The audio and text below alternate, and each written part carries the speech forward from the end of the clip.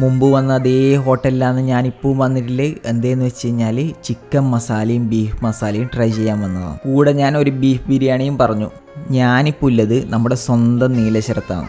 ഈടെ chicken മസാലക്ക് 100ഉം beef മസാലക്ക് 120 rate. Beef നമുക്ക് അതിൻ്റെ ക്വാണ്ടിറ്റി നോക്കിയാൽ മനസ്സിലാവും, അത് കുറേ അധികം ഉള്ളത് കൊണ്ടാണ് അത്ര വരുന്നത്. ഇതിൽ ആദ്യം ഞാൻ ട്രൈ ചെയ്തത് ഈ ചിക്കനാണ്. നല്ല മസാലയെല്ലാം പിടിച്ച ആ ചിക്കനില്ല, ആ പൊറോട്ടേൻ്റെ ഒന്നിച്ച് ഞാൻ അങ്ങ് കഴിച്ചേ. ഒന്നും പറയാനില്ല, അടിപൊളി സാധനമായിരുന്നു. എനക്കൊന്ന് ആ ചിക്കനെ ആ ഗ്രേവിയാണ് ഇത്രയും ടേസ്റ്റ് കൊടുത്തതെന്നാണ് തോന്നുന്നത്. പിന്നെ ഞാൻ ഇതിൽ നിന്നൊരു ചെറിയ പീസ് എടുത്തൊന്ന് ചെറുതായി പ്രസ് ചെയ്തില്ല, അപ്പോഴത്തേക്ക് ചിക്കൻ്റെ ഒരു കഷ്ണം പൊട്ടി തെറിക്കുന്നുണ്ടാ. ജ്യൂസിന്നാ എന്താ പറയാ, നിങ്ങൾക്കിത് എല്ല് വേറെ ഇറച്ചി വേറെ ആയിട്ട് കിട്ടും. അങ്ങനെ ഇതെല്ലാം വേർതിരിച്ച് കഴിഞ്ഞ് ഞാൻ നേരെ ബീഫിലേക്ക് മാറി.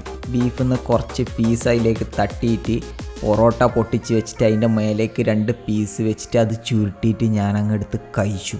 ബീഫ് ചിക്കൻ്റെ അത്രയും പോരാ, ബീഫ് കഴിച്ച് കഴിഞ്ഞാൽ നമുക്ക് ഓക്കെയാന്ന് പറയാം, അത്രേ പറ്റൂ. ബീഫ് ചെറിയ പീസായതുകൊണ്ട് പൊട്ടിക്കാൻ ഞാൻ കുറച്ച് സമയമെടുത്തു. ഇവർ ബിരിയാണിക്ക് മാത്രമല്ല പൊറോട്ടക്കും കച്ചമ്പറും അച്ചാറും കൊണ്ടുവച്ചിന്, അത് എന്തിനാണെന്ന് എനിക്ക് മനസ്സിലായിട്ടാണ്. എനിക്കൊന്ന് പൊറോട്ടേനൊന്ന് വെച്ച് കച്ചമ്പറും അച്ചാറും തിന്നുന്നവരുണ്ട്. പിന്നെ ഞാൻ അപ്പുറത്തെ പ്ലേറ്റിൽ നിന്ന് കൈയിട്ട് വാരിയിട്ട് കുറച്ച് ബിരിയാണിയും കഴിച്ചു. എല്ലാം കൂടി മിക്സ് ആയിട്ട് തന്നെ നാവിന് ടേസ്റ്റ് അറിയാത്ത അവസ്ഥയായി.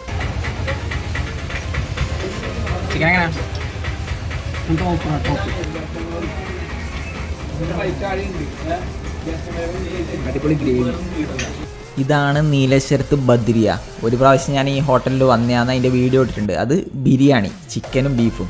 ഇപ്രാവശ്യം വന്നത് പൊറോട്ടയും ചിക്കൻ മസാലയും ബീഫ് മസാലയും ട്രൈ ചെയ്യാനാണ്. ഇനി അടുത്ത ഹോട്ടലിൽ വെച്ച് കാണാം. ബൈ.